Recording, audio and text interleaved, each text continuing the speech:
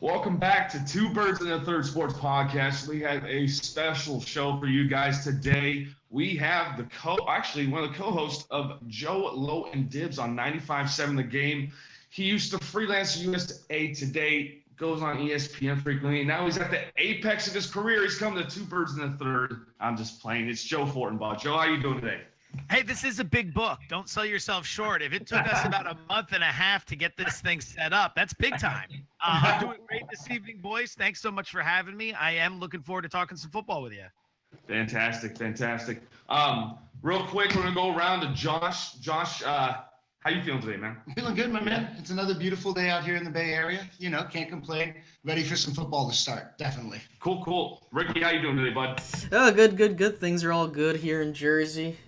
Just surviving the summer, I guess. Yeah, it's just kind of tough out there. And Hank, I know you're in the beautiful coast of Monterey. How you doing today? Pretty good. There are no planes flying overhead. I'm right next to an airport, so excuse the noise if that happens. Fantastic. So, hey, Joe, since you're on the podcast, we're all wondering what really attracted you to sports writing, and did you see yourself at this point in your life being a sports talk host on a pretty prominent radio station in the Bay Area?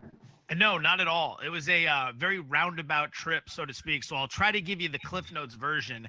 After I graduated from Penn State in 2003, I immediately moved to San Diego, where I went to law school and graduated 3 years later in 2006. Now, originally my plan was to get a law degree because I wanted to work in contracts. I wanted to either be an NFL agent or I wanted to work as a salary cap expert on the front office side of the equation. And when I was in law school in San Diego, I interned for an NFL agent that ended up down the road launching the website nationalfootballpost.com. He brought me in 2008 when he launched it to kind of manage the website on a day-to-day basis, to do some editing, and they had me doing some fantasy football writing. Now, that expanded into sports gambling.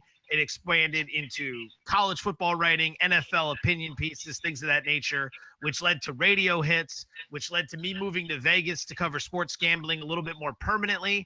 And then I got a call in 2014 from the then program director at 95.7, who had heard me doing radio hits around the country with guys like JT the Brick and other personalities. So he liked what he heard, and he gave me an audition, and I ended up on the show Chad, Joe, and Low, which then became Joe Low and Dibs, which is what we're doing now. That's fantastic, man. I mean, I know the Cliff Notes version is definitely a summary of that. I mean, I can only imagine what the long road from Pennsylvania all the way to Vegas and now here in the Bay. That's fantastic. Josh, you had some questions about maybe how he had with sports betting. Like, did you have any questions regarding that? Yeah, I just wanted to kind of know, a lot of people are beginners, and there's some questions about what's the first steps that you take, kind of what goes into it. We all know that it's a lot of work, but kind of what drove you into that avenue? We obviously know that you're pretty good at it from listening to Joe Low and Dibs, but what kind of got you into that avenue? I always liked it. I mean, I was betting on games. The first game I ever bet was Penn State Notre Dame. It was a $5 wager with a friend. I think, I don't know, maybe we were like 11 or 12 years old back in the Rocket Ishmael days. It's a bet I ended up losing, by the way, which is ironic because I liked Notre Dame back then, but ended up attending Penn State. So, very roundabout way, I ended up mushing myself down the road. But just because I ended up liking it, it was always something I had an interest in. And in 2011, when I moved to Vegas, it was very much on a whim. I had, I think, maybe $1,800 in my bank account, and I had a $4,000 credit card that was maxed. I had like nothing, but I had nothing going on back in PA outside of the job. I wasn't dating anyone. I had very little social life. I was just working, and I was in Vegas for work, and I was having a good time. And I said, you know what? Let's just move out here for one football season. Move out, cover sports betting from an NFL and college perspective, get to meet all the bookmakers, get to meet all the professional gamblers, because the thought process was one day this is going to become legal. And when it is, all the major websites and all the major networks are going to need people who can talk about it. And if I beat everyone to the punch, I'm going to give myself an opportunity. Now, in a roundabout way, I ended up at 95.7 The Game. But as you guys know, back in May, PASPA, the Professional and Amateur Sports Protection Act of 1993, was repealed by the Supreme Court, which has now opened up the floodgate. So I would say keep your eyes out for all the major networks because there is a ton of sports betting content coming. And if you're interested in that sort of thing, I would start honing your craft because there are going to be opportunities out there. Man, you totally jumped on that one, man. I mean, now you're the guy now, basically in the Bay Area, who's prominent on that. I mean, 95.7 Game reaches all in the Bay, and everybody knows you to be the guy.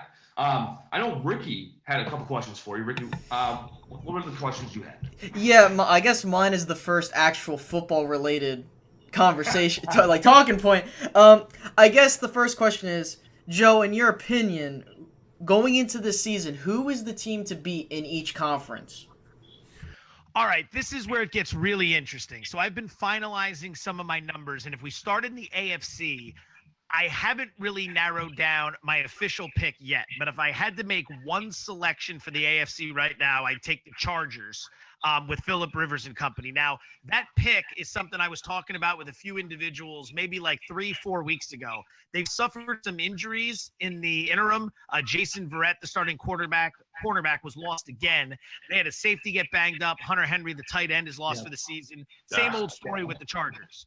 Yeah. But the bottom line there is that the defense is absolutely ferocious. Phillip Rivers is going to be smart with the football. They can protect. They can run with Melvin Gordon. And I think the AFC West, and I know Raider fans won't want to hear this, but I think the AFC West is down as much as it's been over the last 10 years. The Broncos are going to struggle with Keenum. The Chiefs are going to go through some growing pains with turnover-happy Patrick Mahomes. And the Raiders are kind of an iffy toss-up with John Gruden making his return to the NFL after such a long absence. So I think there's an easier route to win the division. I'm not sold that the Patriots are as nasty as ever. Mike Tomlin and the Steelers can't get out of their own way in the playoffs. So picking a team in the AFC right now, I'll take the Chargers. And the NFC is where it gets even more interesting. A lot of people are trying to sell me on Philadelphia because of how nasty they were last year. Now, I grew up in Allentown, Pennsylvania. I'm an Eagles fan. I just don't see it happening for the second year in a row. It's very tough to repeat, especially with how good the NFC is going to be. So the teams I'm zeroing in on right now, you got to like the Rams. Very good defensively with Wade Phillips. That defense is going to get them to 9 wins. Offensively, they should be able to push 12, maybe 13 wins this season.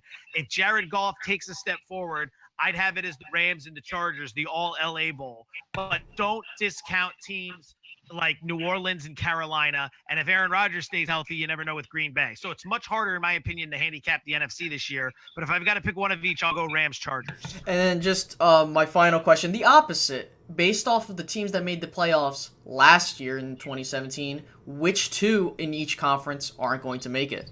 Yeah, unfortunately, because my wife is from the area, but in the AFC, the big regression is coming from the Buffalo Bills. Their win total opened at 6.5. It's been bet down to 6. The thing with Tyrod Taylor at quarterback is that he's not super flashy, but he's very diligent with the football. He's the reason why Cleveland could take a step forward this year if they ride him for a while. Turnover differential is a very important metric to study. For example, over the last 10 years, the team that has finished dead last in turnover differential has come back the following season to win, on average, 4.7 more games the following year. Now, for the Browns to go from 0 to 4.7 isn't exactly a huge jump, but it does point to a regression towards the mean. And conversely, the team at the top of the chart, which last year was Baltimore, that team will regress as well towards the mean. So I think Buffalo is going to be the team that takes a big step back in the AFC. In the NFC, all the playoff teams last year were solid playoff teams. I mean, it's tough for me to sit here and tell you the Rams, the Eagles, Minnesota, those are all very solid teams. So I don't know which of the quality teams from the NFC is going to drop off. I would say this. I know Seattle wasn't a major threat last year, but I see them beginning a serious downturn as we take a step forward. Their window was solid, but that window is closing. Hey, you don't know how happy that makes me hear. Talk about my Browns that way. I really appreciate that. Are you watching Hard Knocks? Yes, yeah. I am watching Hard Knocks. I know the term useless has been thrown around the studio in 95.7, so I'm not a big fan of that. I'm really not, but just because I feel like you can't jump on the guy when he's lost his mom, and he lost his brother. His brother And his mother in the same week. Maybe he's just I know he's supposed to be a football coach. He's supposed to be hard-headed. He's supposed to go in there, and I know him kind of conversing with everybody in a friendly manner. Might not be that. Hey, Go ahead. DJ, I thought he was a swimmer. He did swim across Lake Erie. Yeah, but he waited for the weather to get warm. Yeah, That's exactly. I mean, if you're gonna jump in the lake, you got to do it in the wintertime. I mean, it's just I think the Browns actually have a big chance because I think an underrated part of their team is their defense that not a lot of people talk about. They actually had a pretty solid defense last year. It's just like we were talking about with turnovers. Turn the ball over all the time. You're not going to win games. And with DeShone Kizer, your running backs fumbling all the time. Yeah. I mean, I think that Hugh is doing what Hugh can do, but it's hard to be worse than one Well, win. his issue was the obvious thing that I gave him criticism for, and it was the fact that he kept playing musical chairs or musical quarterbacks with his quarterbacks, and he never gave one a chance. And he'd start one over the other, and then one would get injured, and he'd bring him back in. And you can't build a football team if you start a different quarterback every single week, because you're gonna lower the confidence of the guy, and his receivers couldn't catch a cold. I mean, ask Corey Coleman. Yeah, and I just want to add on to that. Look, the thing with Cleveland is that they've been trying to establish a foundation to contend in the future for many years, and they've always failed. I really think that if Baker Mayfield can get the time to develop and let Tyrod Taylor do his, if he can, I think he can manage to get this team to at least 6-7 wins. That's not a bad start for where they're at. Hey, they had a ton of draft picks. They need to go get solid veterans to help this team grow. That's what I just think. I think that's what they're doing. Go ahead. But I've always said, though, that Baker's going to have to start sometime this season.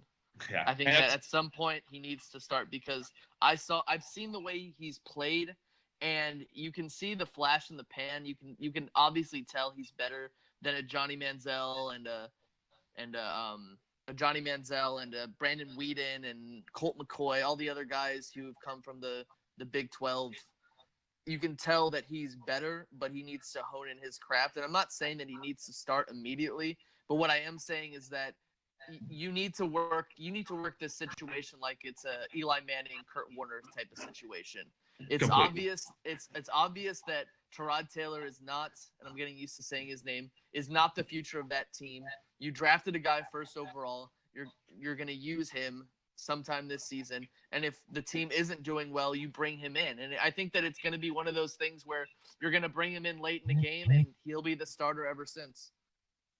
Okay, so I did want to say before we move on to the next division here that Joe, how do you feel about Hard Knocks? What's your interpretation of it? Are you talking about the show in general, or just what we're watching with? Sorry, with the Browns and Hard Knocks, just the Browns in general and how they're being perceived from the league, or basically from an audience standpoint. I find myself trying to adhere by the gambler's maxim as I watch this. No matter what they're showing me from a positive standpoint, no matter what they're showing me from a negative standpoint, don't put too much stock into this. There are some episodes that make them look so dysfunctional. I think it was episode 2. Hugh just keeps talking about how he can't get this team to pick up the pace at practice. And I'm watching this and I'm thinking to myself, damn, man, these guys are dysfunctional. But then you catch yourself. You're saying, look, these are just snippets to try to create drama.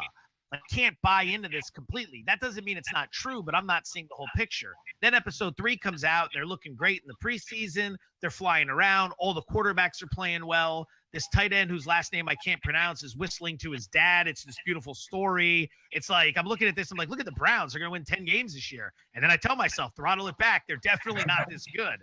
So the reality is, I try to enjoy it from an entertainment perspective, and I try to maybe use some of it from a fantasy perspective. I think David Njoku, the tight end, has some value there. He looks like a player. But outside of that, I think I really just look at it for entertainment, because I don't want to get caught up in what HBO is trying to sell me. Their job is to make it look really good at times and really bad at times. And the truth is, it's probably somewhere in the middle. You're right. I think you hit the nail on the head there. I did want to, before we move on, to let you know that you do share a little bit of commonality with our co-host Hank here. His mom's from Allentown. Oh, Yeah. really? Where'd she go to high school? I think she went to Cedar Grove High School. It's no longer there. They got rid of it. How old is your mom? Like 200? No, I'm yeah, just kidding, obviously. Yeah, obviously. No, she's like 58, 59. Okay, Cedar Grove. I gotta tell you, I've never heard of it. But if she's from Allentown, good for her. She, like myself, has fallen victim to the Billy Joel song. Everyone always goes Allentown, Billy Joel. Well, fun fact: Billy Joel was actually bashing Bethlehem, Pennsylvania, but he was too lazy to call the song Bethlehem, so he called it Allentown. Thanks. No, she's from like Elk area. Yeah, I know what you're talking about. All right. Yeah. Cool, man. So what we're going to move on to now, I think we kind of touched a little bit in the Eagles realm. I think we're going to go with Ricky's Cowboys now. There's a little bit of controversy going on. We got Jerry Jones talking out of his, still. I know this is kind of petty, but not wearing a hat during the anthem, or wearing a hat during the anthem when he wants people to stand. It's kind of contradictory. And also the 18 games, 2 preseason games. I know you guys were talking about this on the morning show. What do you get this? Do you think 18 games is going to be the answer when it's all said and done, Joe? Well, what are the owners willing to give up in exchange for 18 games? I think the reality is that this is all a psychological negotiating ploy in anticipation of the collective bargaining agreement, which the next one's coming up in 2020. I think every 6 months you're going to have Jerry Jones or Robert Kraft or Stan Kroenke or another prominent owner come out and mention, yeah, we'd love an 18-game season. It'd be great for the NFL, just to keep the players in check. Just to let the players know that if they plan on asking for anything like guaranteed contracts or better health care or whatever it may be, that in exchange for that, the owners are going to want 18 games. And I think that is the ultimate chip the owners play in the negotiating ploy every single time around. So, I mean, they can get their 18 games, but they got to give up guaranteed contracts, in my opinion, and they're never going to do that. They're never going to fully guarantee contracts for a sport that's so inherently violent. You're going to have all this dead money sitting around every single year. That's tough. And the way you look at it, the reasons for doing so is to make the game. They claim that it's going to somehow make the game safer, but that's usually not the case. And they'll usually always cycle the whole 18 games thing and an NFL team in London. So, and I think that both, in my personal opinion, I think both are a terrible idea, unless you bring up another bye game or bye week. Well, I think, Ricky, I think the one reason why I think people are kind of worried about this is about the talent pool.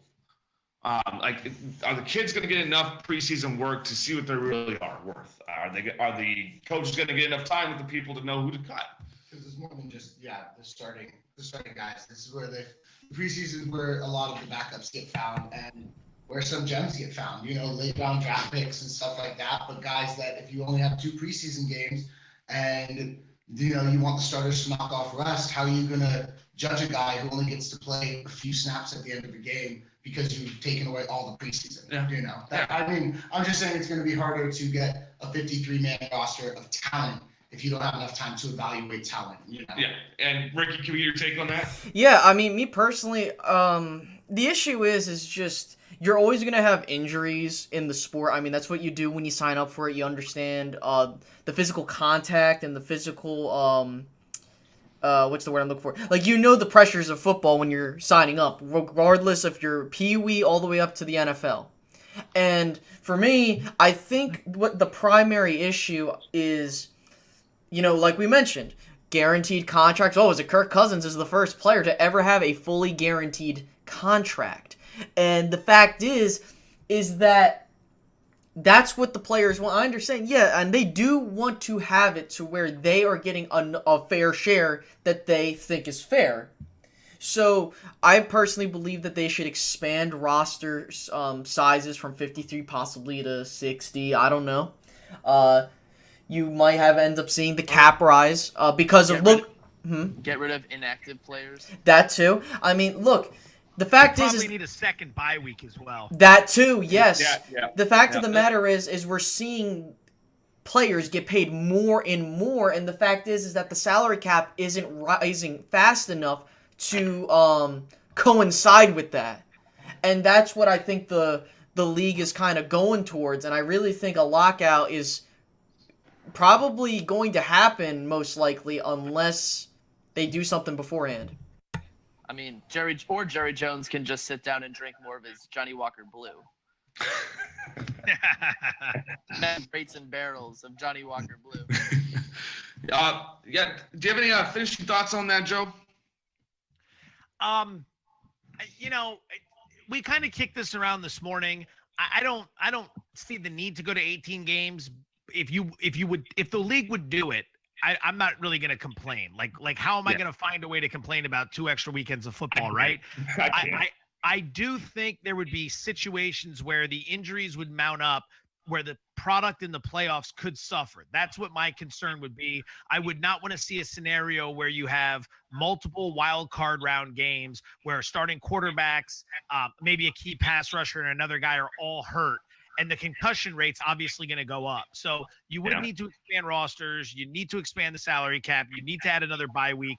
I think it's doable. And if they announce tomorrow they're moving to 18, I'm not really going to make a big case against it. But I do feel right now football's fine. Like, I don't think the product's broken. I think we're arguing about a lot of things that deal with the anthem and some penalties. But by and large, I still enjoy my Sundays. And I do believe that the reason it trumps all the other sports is because of the sense of urgency that comes with it. At some point, you get to 18 games, and then someone's going to want 20 games. Remember, for years, we argued for a college football playoff. And the second we got it, we didn't even get our first game before we all said Ohio State did not deserve to be in over TCU and Baylor. We need to make this an 18 playoff. It's like, good God, man. We didn't even get to enjoy 1 year of this before we started complaining. We live in the here and now. What have you done for me lately? Exactly. I got 2 more topics for you here, Joe. One is in the AFC West. It's Khalil Mack. What is going on with Khalil Mack? You guys were deducing it at the very end of your podcast, your radio show, to the point I believe that it's not about Mark Davis having money. It's the fact of John Gruden not wanting to pay him the money. Is this what I'm gathering?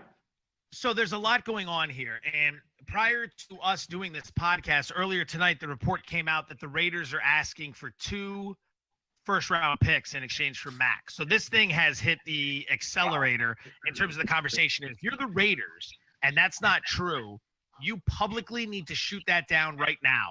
And the fact that they have not done that is a very bad look for the Raiders at the current moment. That's only if they aren't trying to trade the guy, which I believe they are. Pop and I went back and forth on this. Pop is trying to say Khalil Mack's going to play week 1. Everything's going to be fine. This is all just a business. If it were a business, the 2 sides would be talking.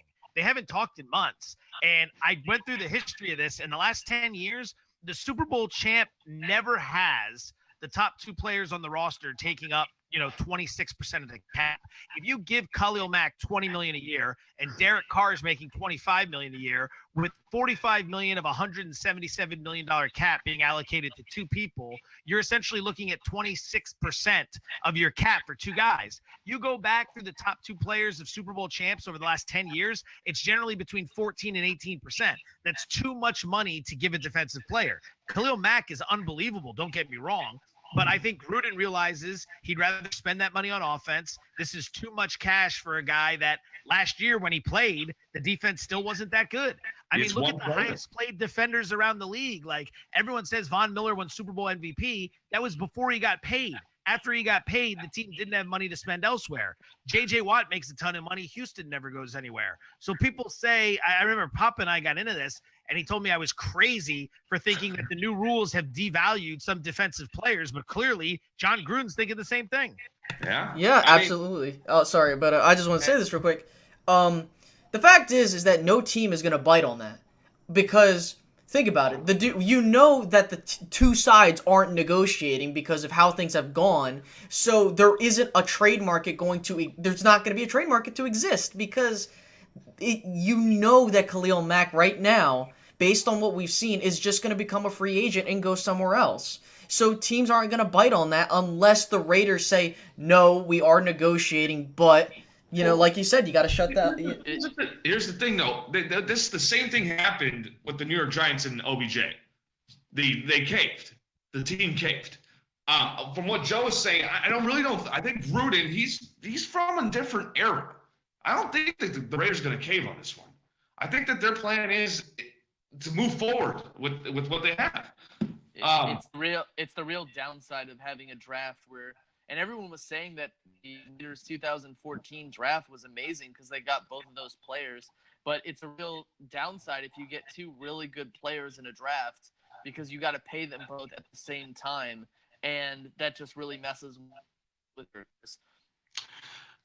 I mean, we see it happening over in Pittsburgh too with Le'Veon Bell. He wants to get paid the big bucks too, and they keep franchising him. And he's an offensive weapon though, so he's going to be getting more touches. Do they have their franchise tag available? The Raiders? I don't know that for a fact. I don't think they used it this year. I'm trying to figure who was the player that got it. I mean, a lot of teams are moving away from that trend. They're not just burning it for no reason. Yeah. Yeah, because it's a lot of. Well, I think that's going to come up in the CBA as well, the tag this year. So this might be the final year to see it. Real quick though, Joe, before we let you go here, I wanted to get you just had your fantasy draft. Two of them. Dude, I'm that guy every year. I've got like 5 leagues, and every year these email chains start, or these text chains at the end of July, beginning of August start, where everyone's trying to pick a date. And you can't be the guy to say no to any date because it just throws everything out of whack. So all I do is just say yes to everything, and then I just tell myself I'll figure it out later. And tonight was the perfect example where I looked up and I was like, damn, I got simultaneous drafts with 2 moron leagues that are going to take so long. And sure enough, the Allentown, Pennsylvania league took unbelievably long because guys need 4.5 minutes to figure out who they want in the second round. It's completely inexcusable. It really is. We do a Buffalo Wild Wings draft every year. We do the live draft. Yeah. So Garrett. Yeah. See, if you're out together, that's great because you're not in a rush to get it picked. But I'm the outlier. I'm always the guy drafting remotely. So for me, it's like, let's just get this over with. Yeah, exactly. I completely agree. So I was wondering, what would be your first round? Who's your first rounder this year? What place did you get? Well, both of these leagues have keepers. And in the one league, my keeper was Derrick Henry, who I had to give up a 9th round pick for that. So I was drafting 10 out of 10.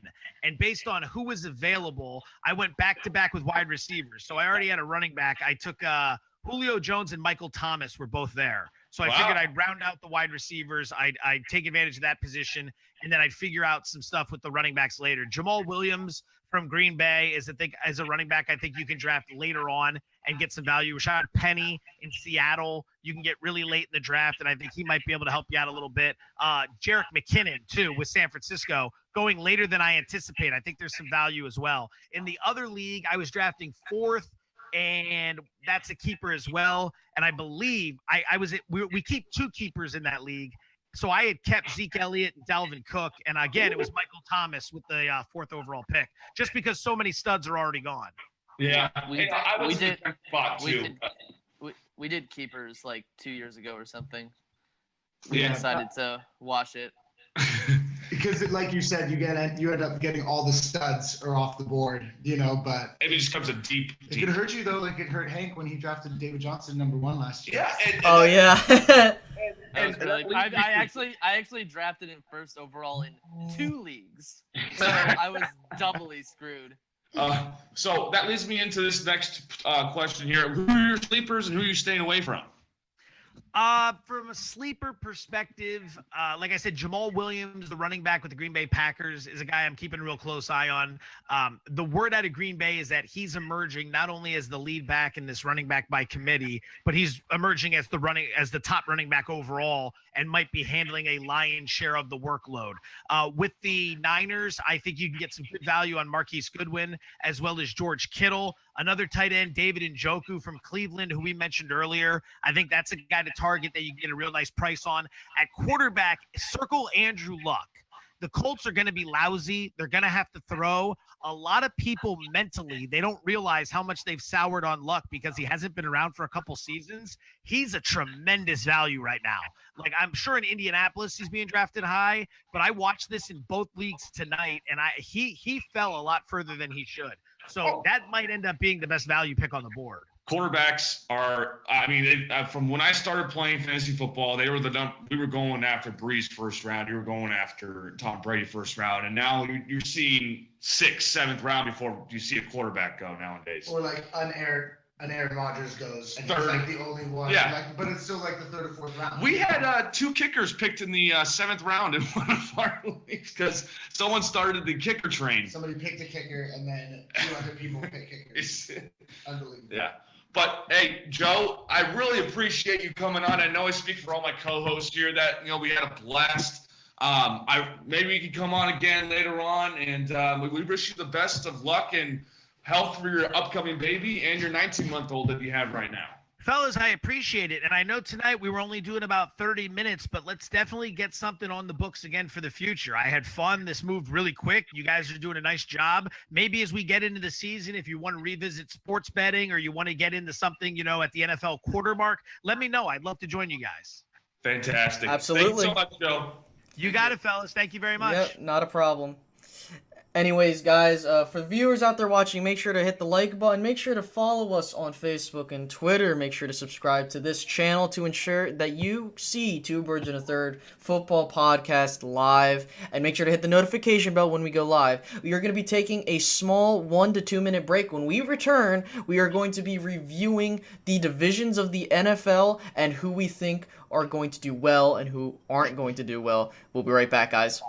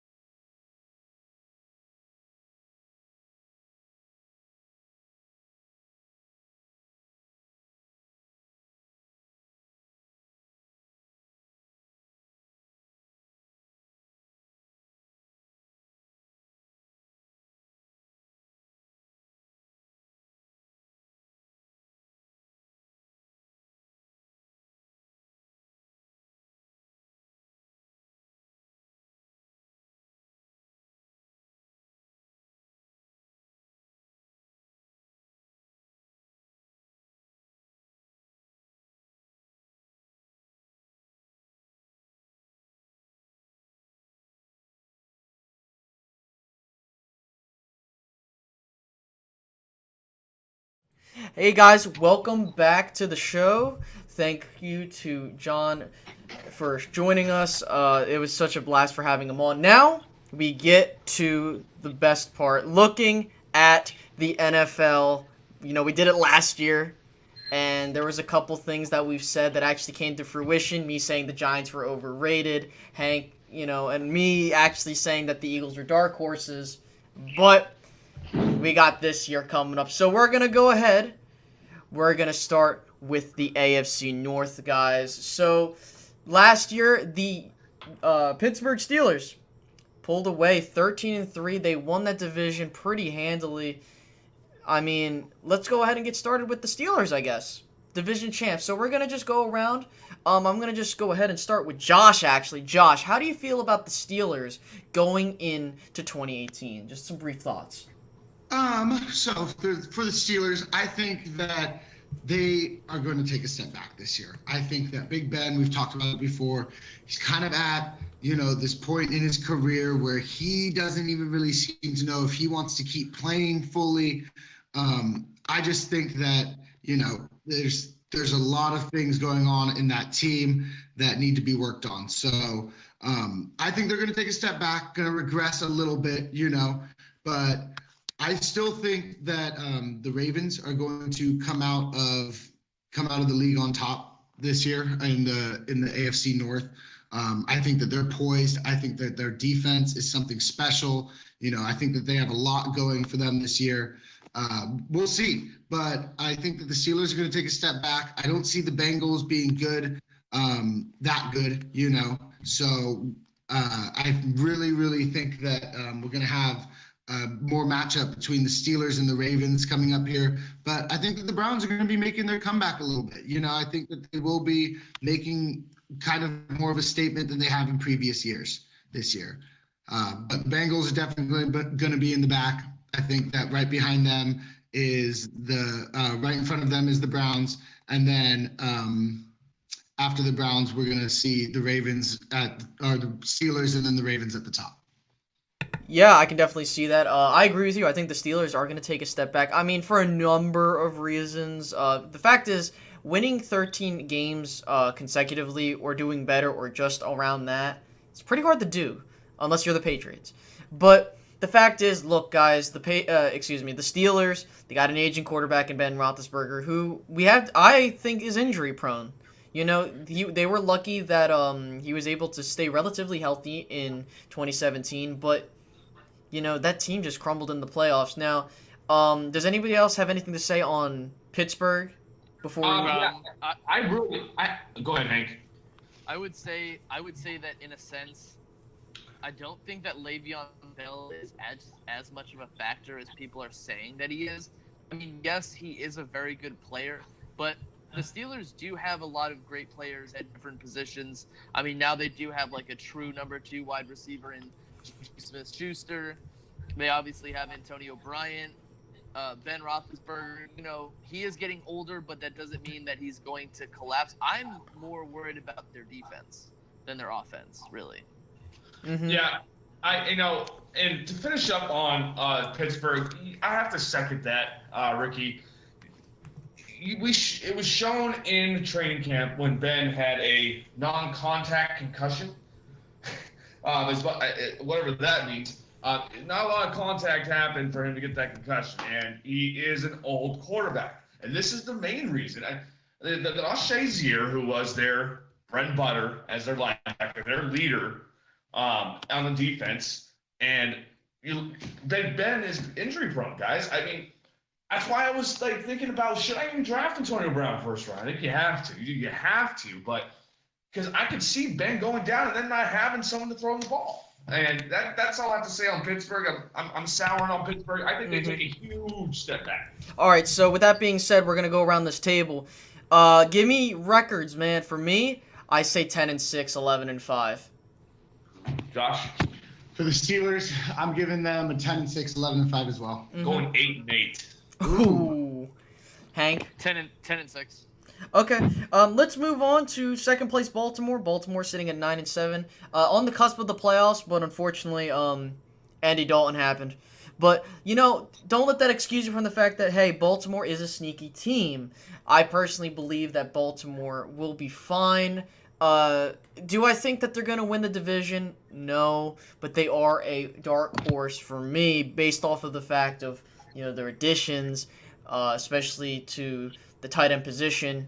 They added Hayden Hurst and Mark Andrews, which will help Joe Flacco out a lot. They added Lamar Jackson, showcasing that they want to put some pressure on Joe Flacco to perform. The defense is good as always. But with that being said, I want to turn this over to Ravens fan Josh. Josh, I know I gave a pretty basic, bare bones description from my point of view, but as a Ravens fan, give me some insight, man. How do you feel about your Ravens going into 2018?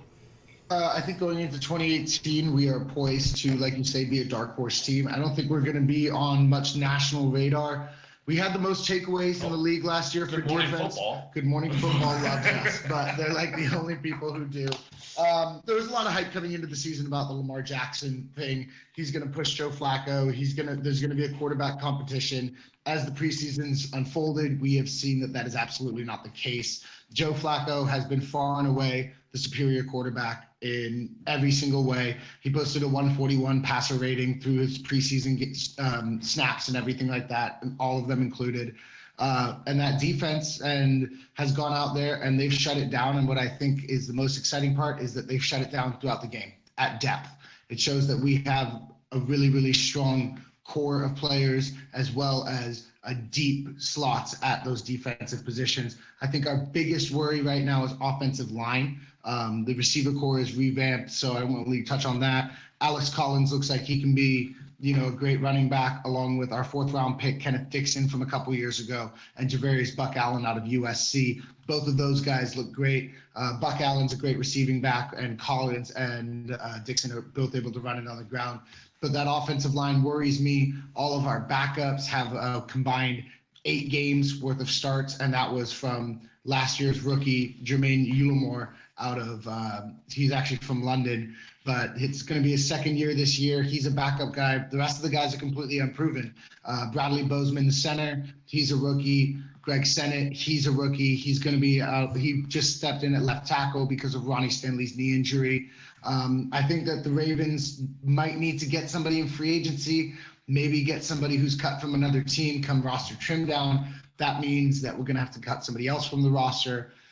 We're already looking at maybe possibly keeping 3 quarterbacks, RG3 as a mentor. And because if Joe Flacco were to get hurt, knock on wood, I don't think Lamar Jackson's anywhere near being ready. And I don't think he's going to win you games as a starter this year. I think he's a year away from being a year away. Yeah, so we have a lot to cover, so we're gonna just go straight to records. Me, I got 9-7, at most 10-6 for Baltimore. I have 10-6 for Baltimore. So is the whole division going 10-6 for you? No. No, just those 2. I got the Ravens doing well this year. Again, I'm trying to foresee something that might happen. Like Josh said, the offensive line is worrisome. So will they have to start Lamar Jackson? I'm going to go 9-7. Okay, I'm a Ravens guy, but I think that this team could win 12 games this year, especially with their schedule. We start out the season pretty good. We're playing against the Bills in the first game, and that team, as we talked about with Joe, that team looks like they might be falling apart. Mm-hmm. I think the only anchor for the Ravens is their offensive coordinator, Marty Morningweg. I wouldn't trust him as far as I could throw. But he's a 10-6 at best. Yeah, but anyway, let's move over to next 3rd place Bengals. I don't have a lot to say on them, mainly due to the fact they just scream mediocre to below average. I mean, listen, they still have A.J. Green and Andy Dalton and Gio Bernard. They still have their core there. Their offensive line has taken a lot of hits. The Browns took, I think, one of their offensive linemen. Defense is penalty worthy, to say the least. So I just think that they could be a surprise team. They could go either way because the Bengals have an offense that could score and that could override a terrible defense if they could score 35 points a game. So I honestly see the Bengals either going literally 5-3 11, or they can flip it around and go 10-6. But I'm gonna stick at 5-11. I got 6-10, 5-11, mainly due to the fact that hey, this team's pretty average, and this might hopefully for Bengals fans lead to the firing of Marvin Lewis. The only way they could have a winning record is if after every game or before every game, Marvin Lewis says He's gonna retire. so with that said, 6-10. What about you, Josh? Real quick. I think that they might be a 5-11 team this Okay. year. I don't see them winning very many. All right, awesome. Now let's get to this Factory of Sadness in Cleveland. 0-16. This team looks poised to shock people. Well, Hard Knocks makes it look like that. But I guess I'll go first. My honest opinion, I would not be shocked if Cleveland won 6-7 games. I mean, that's where I'm putting them at like 6 wins. But that's due to the fact, hey, that's not bad.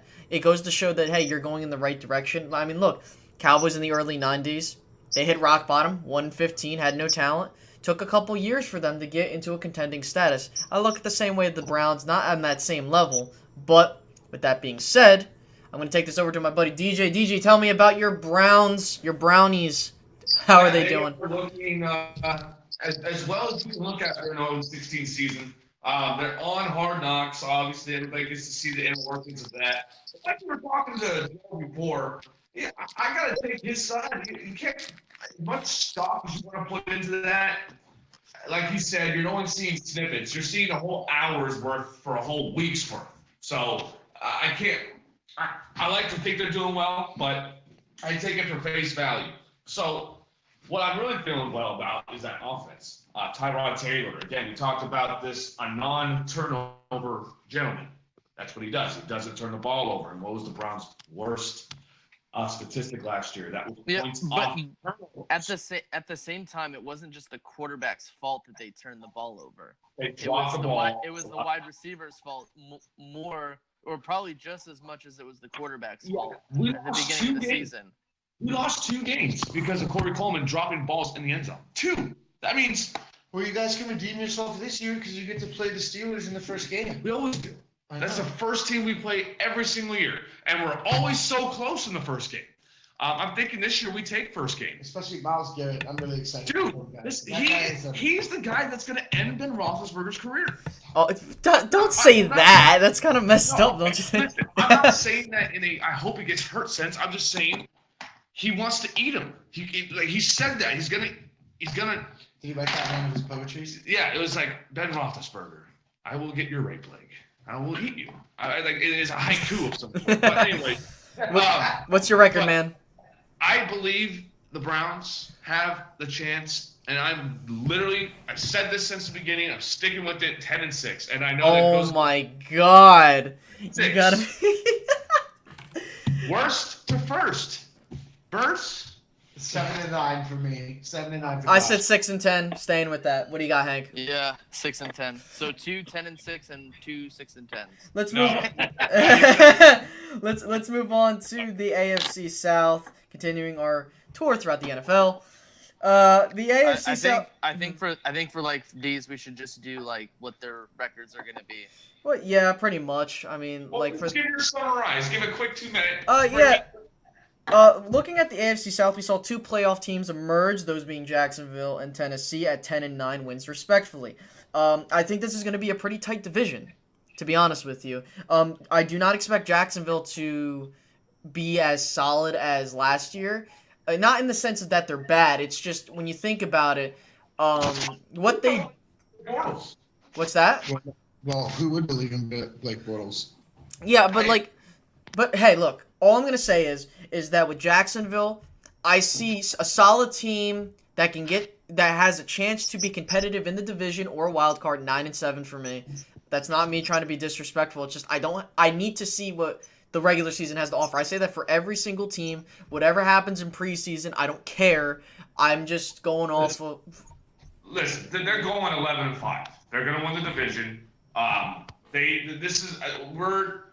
You're just the reason why we won't give them the credit, even though they deserve all the credit, and the AFC is wide open this year. They are going to be an 11-5 team, number 2 seed coming out of the AFC South. I don't know, man. I mean, we'll see. Let's go around the table. What do you guys got? I'll give them 10. I'll give them 10-6. Okay. I'll give them 9-7. Okay, cool. 11-5. Moving to the Tennessee Titans. This team miraculously went 9-7 with how Marcus Mariota played. Not to say that he's bad, not to say that he sucks. It's just surprising. DeMarco Murray's gone. They have Derrick Henry. The offensive line's solid. They're adding weapons for Mariota. For me, I can definitely see 9-7, 10-6. And just so you know, like I mentioned before, this is going to be a tough division. I think this is going to be one of those years where it's just like 9-7 can get you in. So, Yeah. I got 9-7, 10-6 for Tennessee. Yeah, Tennessee is one of those teams that's always in the middle of the pack. Always. You know, they're always on the cusp of something. I just don't see the defense there. I know they got some great additions. I just don't see. And they got a great defensive coordinator in Dean Pease. And Mike Vrabel's a defensive-minded coach. Right. I think the complete opposite. First of you. year? I think First year? I think the complete opposite of you. I think that the Titans are going to be a sneaky team and they're going to win 11 games. They're always sneaky. They're Really? going to win 11 games. Yeah. I think that their defense is good. I think Mariota's is going to do better with DeMarco Murray retiring. Derrick Henry's going to get the full workload. Corey Davis looked good last year after coming back from his injuries. He's going to look good on that team. I think Delaney Walker is a stalwart in the middle of that offense, catching balls as a great tight end. I think that offense and the defense are going to win 11 games. 8-8. Tyler? I have Yeah. no trust in. I have no trust in Marcus Mariota. Really? He can't hit the broad side of the barn. Whoa! Wow. Nah. All right. We got to move on, guys. We got a couple more teams to cover. Well, a lot of teams to cover that. So Indianapolis and Houston at the bottom of the barrel of that division, both at 4-12. I think a lot of us would probably. I mean, I think all of us here would agree that Houston should have had a much better record than 4-12. But because what happened to Deshaun Watson. But then again, we don't know. I believe they were 4-3, 4-4 when he got hurt. But, you know, who knows? Let's start with Indy. They're getting Andrew Luck back. They added to the offensive line to help protect him so he doesn't have brain matter all over the field. And for me, I see Indy is honestly 7-9, 8-8. Just mainly due to the fact Andrew Luck's there, but it's that defense, man. I'm telling you.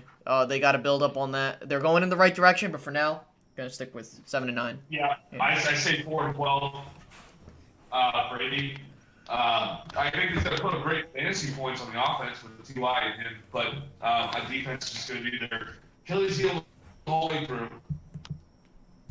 I got you. I'll take 7-9. All right. Did Josh say 7-9. 7-9? Okay. Houston. I think I just mentioned like the whole situation, so I really don't need to go that far into detail. But for me, I think 11-5 to be honest with you. But the thing, 12-4.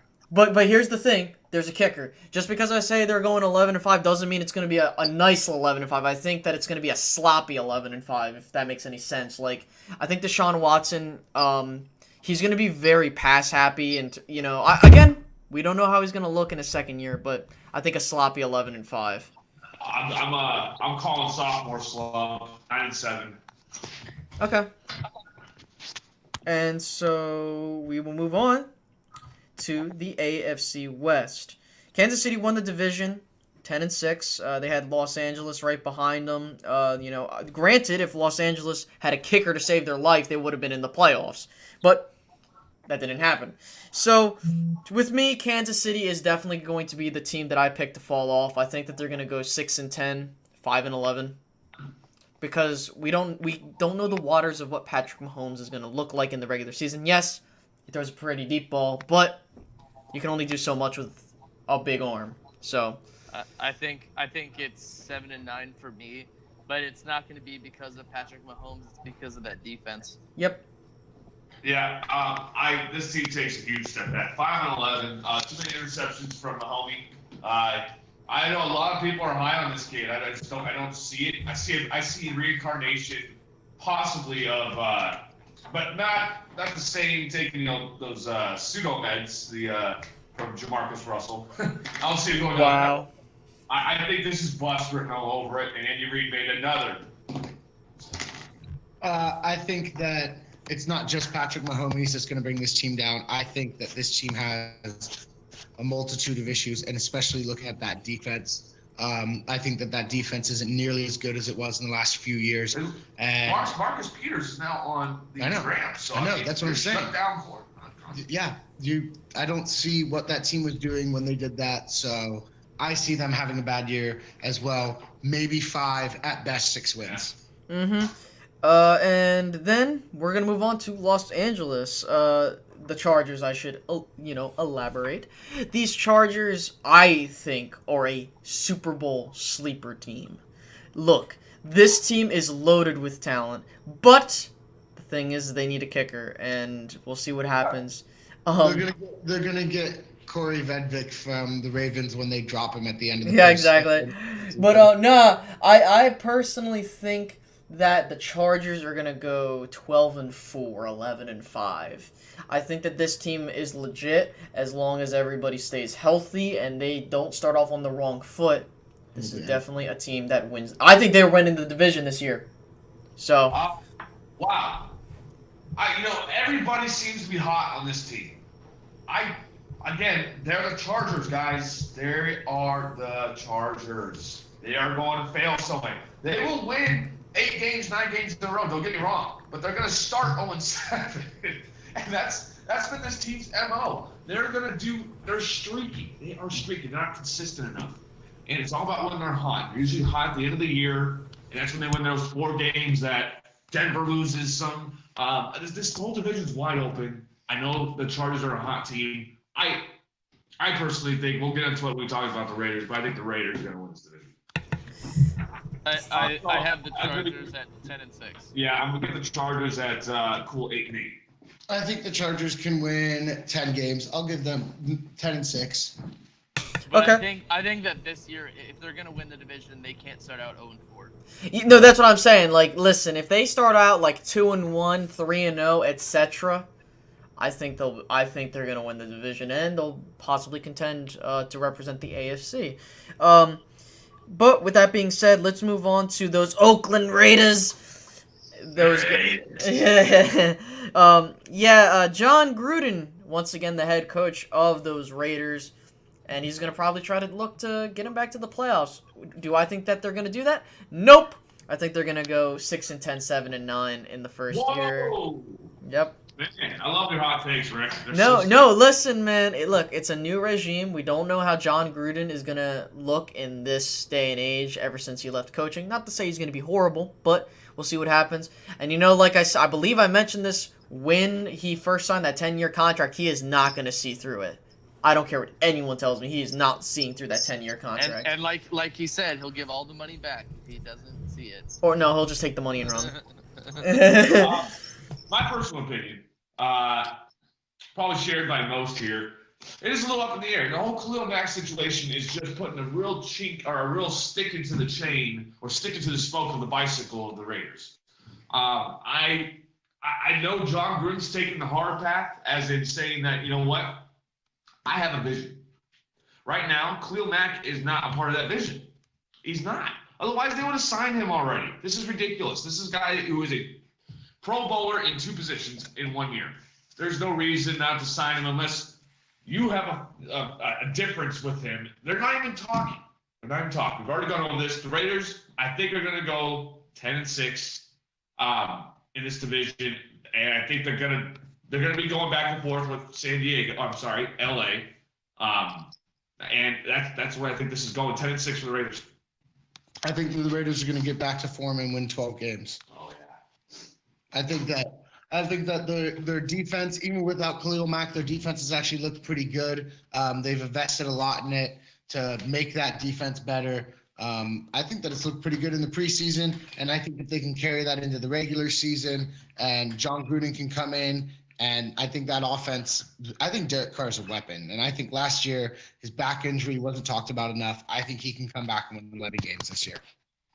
I'll give them 8 wins. Cool. I think, yeah, I think. No, go ahead. I think that John Gruden is a little bit overrated and overhyped. I don't think that this year he will give them the spark to go to the playoffs, and whether he will is to be seen. But I do think that they will be improved from last season. Awesome. Now we move on to Denver. Denver is an interesting case. Case Keenum, that is. With Case Keenum in, I don't know what's going on with Denver. Denver has not had a good amount of luck with trying to find their next guy ever since Elway retired. Yeah, you had Plunkett. Yeah, Peyton Manning. Peyton Manning. You had Jay Cutler for a bit. Kyle Orton. The dude that can't throw a football. Anyway, real talk though. Denver, in my opinion, is not going to have a good year. I think they're going to go 4-12, 5-11 once again. It's just when I look at this team, it just the problem is just it's all across the board. Like I don't see a talented. Yes, they start off strong, but then they just fizzle out. And we saw that in 2017. I mean, they started out 3-1, and they ended up losing the remaining game, the however many games. But the fact of the matter is, guys, I don't think Denver's gonna have a good year again, and that's just me being honest. I'll go with 4-12. And it's not because of Case Keenum. I think it's the team itself. It's a team and it's the coaches. I give them 7-9 just because their defense is good. Yeah, I'm gonna sit here and say that the Broncos are as confused as not as bad as the Raiders. I think they're kind of on par talent wise. I mean, I know Derek Carr can stay healthy, but I just think the Broncos going 6-10, 6-10. Cool. All right, so now we move on to the final division we're going to cover today. For those that are wondering, we're doing the NFC. We're going to do the NFC next week because we want to make sure we go into detail with that. Because remember, AFC is a lot more open. So we're going to have a lot to talk about when we get to the NFC, so we're going to dedicate that to next week. But final division and probably the most awkward one, the AFC East. We should just rename that to the New England division because let's be honest, they're going to win it again. Do I think they're going to be as dominant the Patriots? No. I think the Patriots are going to go 12-4, 11-5 to be honest with you. This team is just they'll find a way to get into the playoffs. I think they will get into the playoffs. It's just this team, man. I don't know. Like from what I'm seeing, and I'm not saying preseason, but where people are like, oh, Brady looks fine, guys. This Patriots team, I don't think that. I don't know, man. What do you guys got to say? How many times have you said that about the Patriots? How many times? Like you said, I don't know about this team. I don't know about this team. I don't know about this team. And 11-5, 12-4 seems to happen all the time. When you have 7 games in your division, right? Six games in your division you play in that division.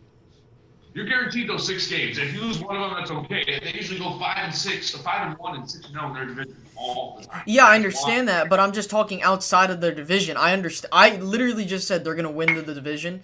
My only question is, when I say I don't know about this team, when I say that I don't know if this team can make it, into the next, going back to the Super Bowl. I guess it depends on matchups, and we'll get into that at the end.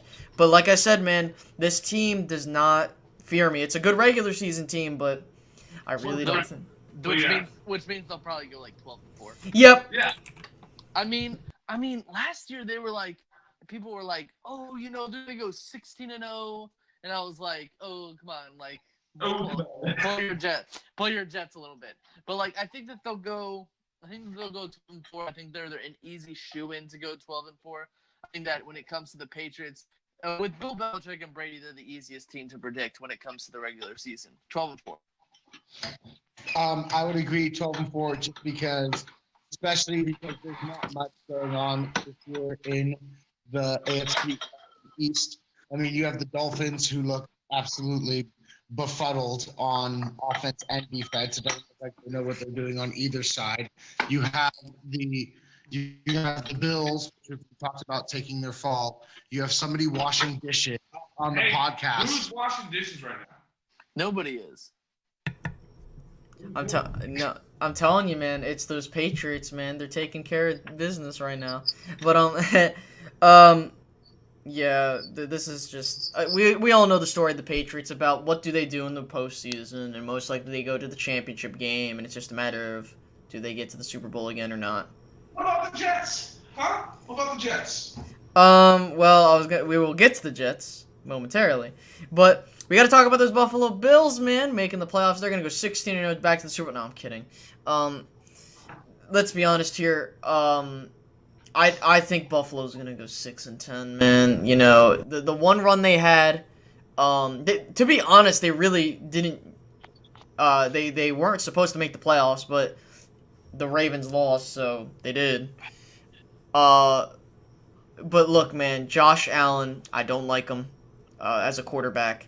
This dude is not. I think this dude's gonna be a bust. To be honest with you. I mean, they're probably going to start the season out with Nate Peterman because of all their injuries. Oh God, no, we can't. Okay, so yeah, because of the injuries to their offensive line, you don't want to throw your rookie quarterback out there right away so he can get hurt. He had a concussion.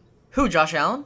Yeah. Really? I didn't hear about this. They put him into concussion protocol against the Bengals.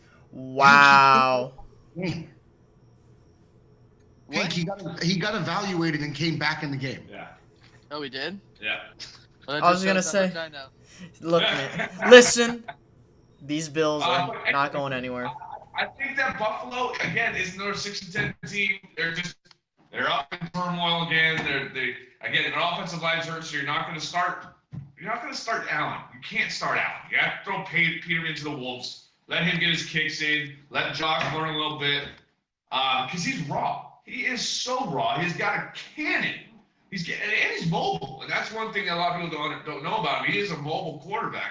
And I just see that if the talent can be harnessed in a certain way or harvested, or they're going 5-11 this year. 6-10. 5-11. Yeah. 7-11. I got them going 5-11. Okay. Now we move on to the Miami Dolphins, which look like a travesty. Look, you know, I feel bad for Ryan Tannehill, to be honest with you. You know, it sucks to see people go down like that. But, man, I don't know what Miami's going to have to make a decision. Do you keep him or do you let him go? And I think Miami's going to be the worst team in the league this year.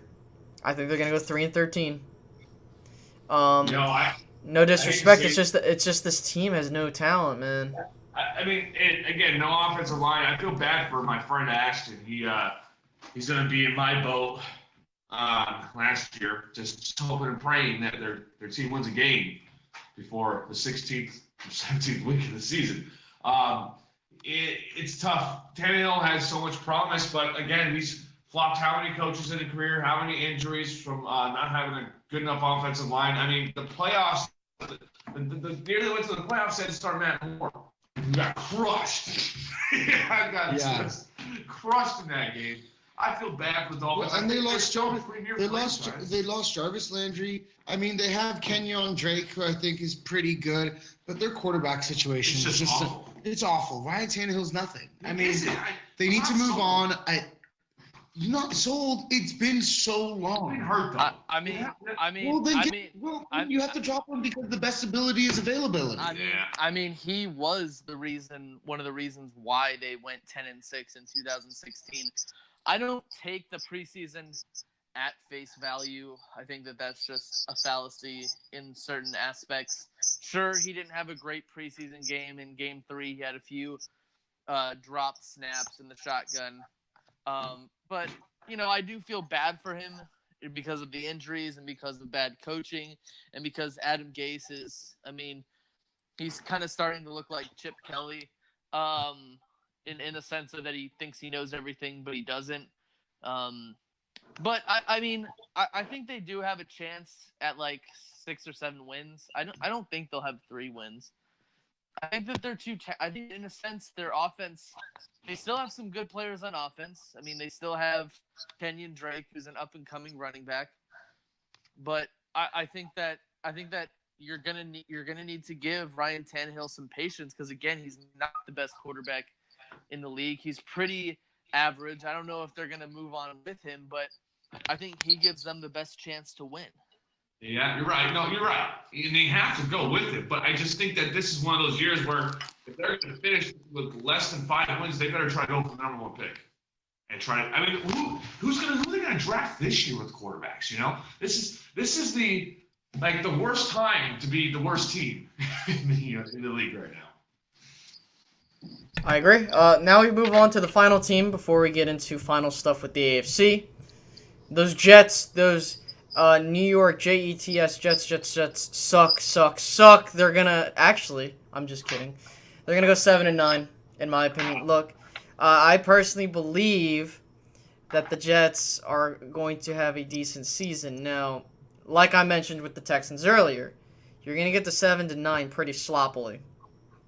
I think that it's gonna be like how the Eagles were, like with Wentz in his rookie season. I think that's how it's gonna go. Yeah, give me 7-9 or 6-10. I'm going to say 5-11.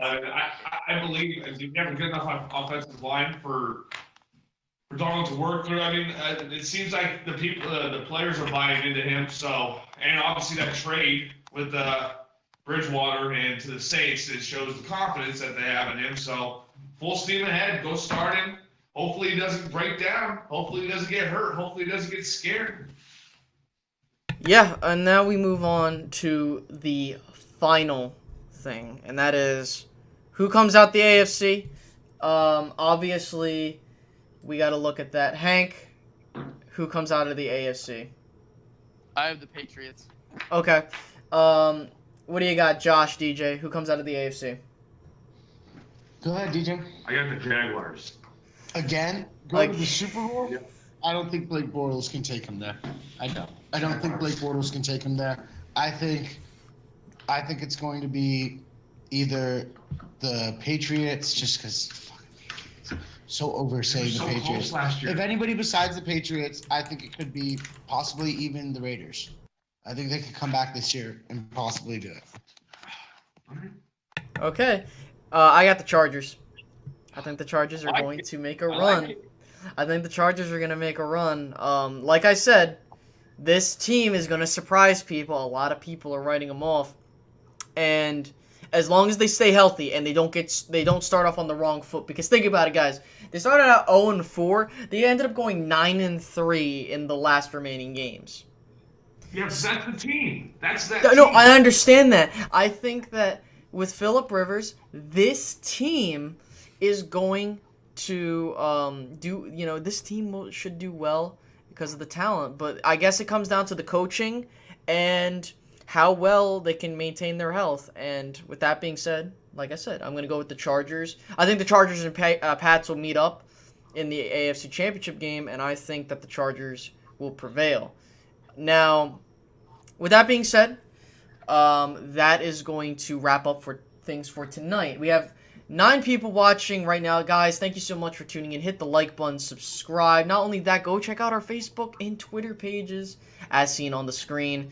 And not only that, make sure to hit the notification bell so you get to be notified when we go live next week when we talk about the NFC.